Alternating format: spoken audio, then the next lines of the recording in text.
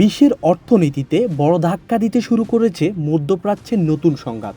যুক্তরাষ্ট্র ও ইসরায়েলের হামলার পর ইরানকে ঘিরে যে উত্তেজনা তৈরি হয়েছে, যার প্রভাব এখন বিশ্বজুড়ে দেখা যাচ্ছে জ্বালানি বাজার, শেয়ার বাজার এবং পণ্যের বাজারে। এই সংকটের কেন্দ্রবিন্দুতে একটি সরু সমুদ্রপথ, স্ট্রেইট অফ হরমুজ। এই জলপথ দিয়ে প্রতিদিন প্রায় 20% বৈশ্বিক তেল এবং বিপুল পরিমাণ তরলীকৃত প্রাকৃতিক গ্যাস এবং এলএনজি পরিবহন করা হয়। যদি এই পথ বন্ধ হয়ে যায় বা পরিবহন ব্যাহত হয়, তাহলে বিশ্বব্যাপী জ্বালানি সরবরাহে বড় ধরনের সমস্যা তৈরি হতে পারে। ইতিমধ্যে তার প্রভাব পড়তে শুরু করেছে।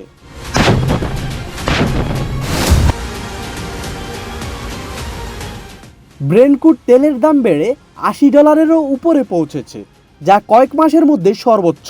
বিশ্লেষকদের মতে সংঘাত দীর্ঘ হলে তেলের দাম $100 এমনকি $150 পর্যন্ত যেতে পারে। জ্বালানি বাজারে এই ধাক্কার প্রভাব শুধু তেলেই সীমাবদ্ধ নয়, গ্যাসের দাম, এলএনজি বাজার এবং বিদ্যুৎ উৎপাদনের খরচও বাড়তে শুরু করেছে। এর ফলে বিশ্বজুড়ে মুদ্রাস্ফীতি বাড়ার ঝুঁকি তৈরি হয়েছে। শুধু জ্বালানি নয়, বৈশ্বিক সরবরাহ ব্যবস্থাও চাপের মুখে পড়েছে। অনেক বড় শিপিং কোম্পানি ইতিমধ্যে হরমুজ প্রণালী দিয়ে জাহাজ চলাচল সীমিত বা বন্ধ করে দিয়েছে। ফলে পণ্য পরিবহনের খরচ বাড়ছে এবং সরবরাহ শৃঙ্খল ব্যাহত হচ্ছে।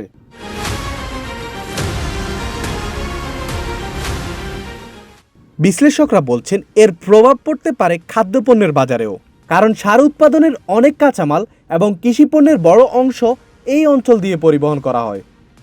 এর পাশাপাশি বিশ্বের শেয়ার বাজারেও দেখা দিয়েছে অস্থিরতা।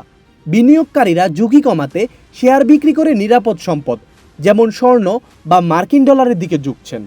ফলে বিশ্বের বিভিন্ন শেয়ার বাজারে দরপতনের প্রবণতা দেখা যাচ্ছে।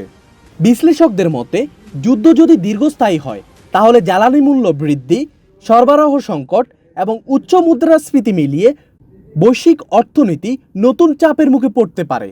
যদিও ইতিহাস বলছে অনেক সময় যুদ্ধের ধাক্কা সাময়িক হলেও এর অর্থনৈতিক প্রভাব দীর্ঘস্থায়ী হতে পারে।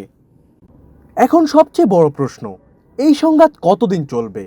কারণ যুদ্ধ যত দীর্ঘ হবে, বিশ্ব অর্থনীতির উপর তার প্রভাব ততই গভীর হবে।